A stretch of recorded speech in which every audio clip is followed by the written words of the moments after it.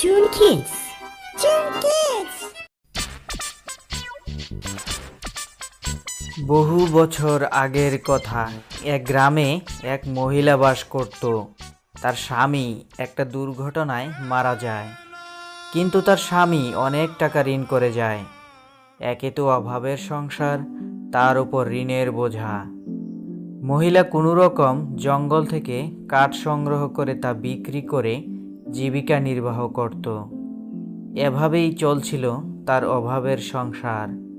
হঠাৎ একদিন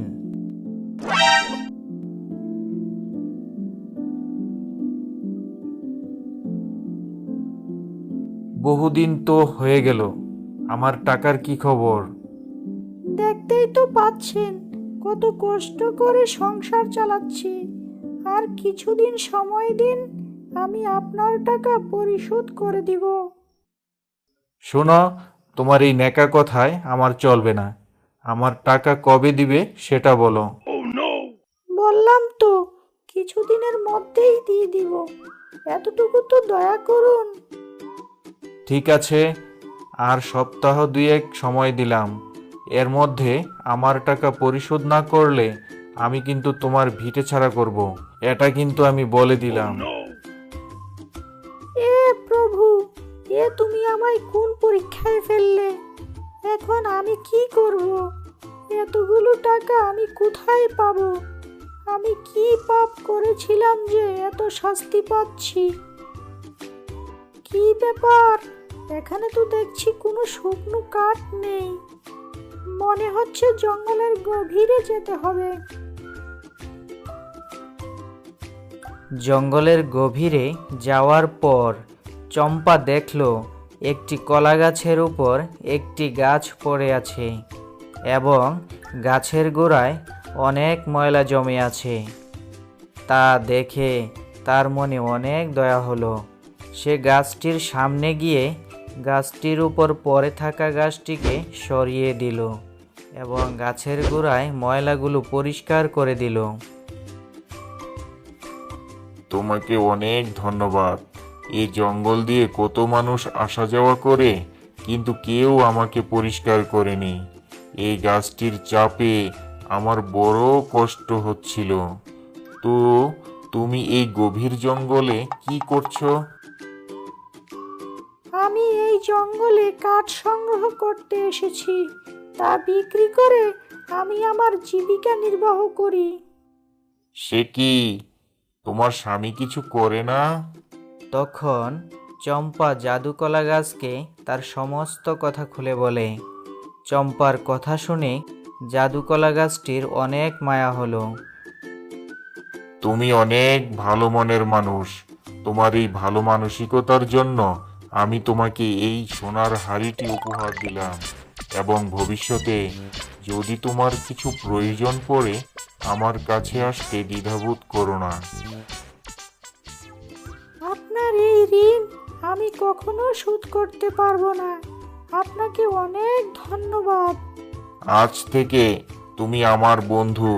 তোমার যা প্রয়োজন হবে আমাকে অবশ্যই জানাবে। সোনার হাড়ির কারণে তার অভাব দূর হয়ে গেল, তার সকল ঋণ পরিশোধ হয়ে গেল এবং বিশাল বড় বাড়ি বানালো। তার হঠাৎ এত উন্নতি দেখে সবার অনেক হিংসে হতে লাগলো। ব্যাপার কি? চম্পা কি কোনো গুপ্ত ধন পেল নাকি? এত তাড়াতাড়ি এত বড়লোক হলো কিভাবে? ব্যাপারটা তো উদ্ঘাটন করতে হয়। তারপর একদিন লোকটি চম্পার পিছু নিল এবং সে দেখতে পেল জাদুকলা গাছ তাকে এইসব ধন সম্পদ দিয়েছে। তার মাথায় তখন একটা কুবুদ্ধি এলো। পরের দিন, চম্পা, তোমার মা অনেক অসুস্থ, তোমাকে এখনই বাপের বাড়ি যেতে হবে। হায় হায়, কি হয়েছে আমার মায়ের? তা তুমি গেলেই বুঝতে পারবে, তাড়াতাড়ি যাও।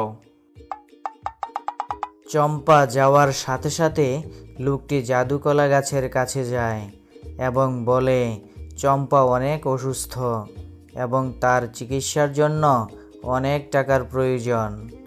জাদুকলা গাছটি ভাবল আসলেই হয়তো চম্পা অসুস্থ, কারণ তার সম্পর্কে তো চম্পা ছাড়া আর কেউ জানে না। চম্পা নিশ্চয়ই এই লোকটিকে আমার কাছে সাহায্যের জন্য পাঠিয়েছে।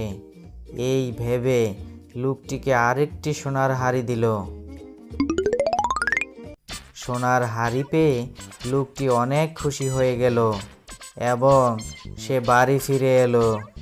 অন্যদিকে চম্পা তার বাপের বাড়ি গিয়ে দেখে তার মা সুস্থ আছেন।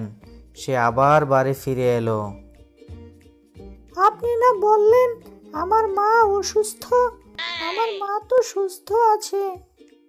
আমি কি জানি, আমাকে একটা লোক এসে বলল তোমাকে খবরটা দিতে, তাই আমি খবর দিয়েছি। ও আচ্ছা।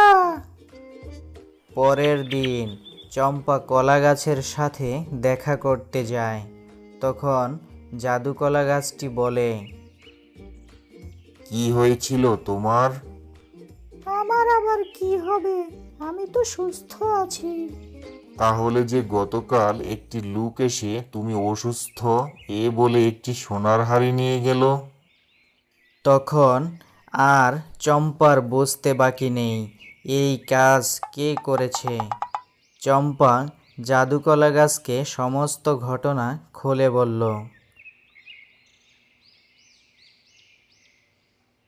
আমাকে মিথ্যে কথা বলা, এখনই ওই সোনার হাড়িটা অদৃশ্য করে দিচ্ছি, আর সে এই মিথ্যা বলার সাজা অবশ্যই পাবে। এই গল্প থেকে আমরা শিখতে পারলাম মিথ্যা বলার পরিণাম সবসময়ই ভয়ঙ্কর হয়, আর সততার পুরস্কার সবসময় পাওয়া যায়।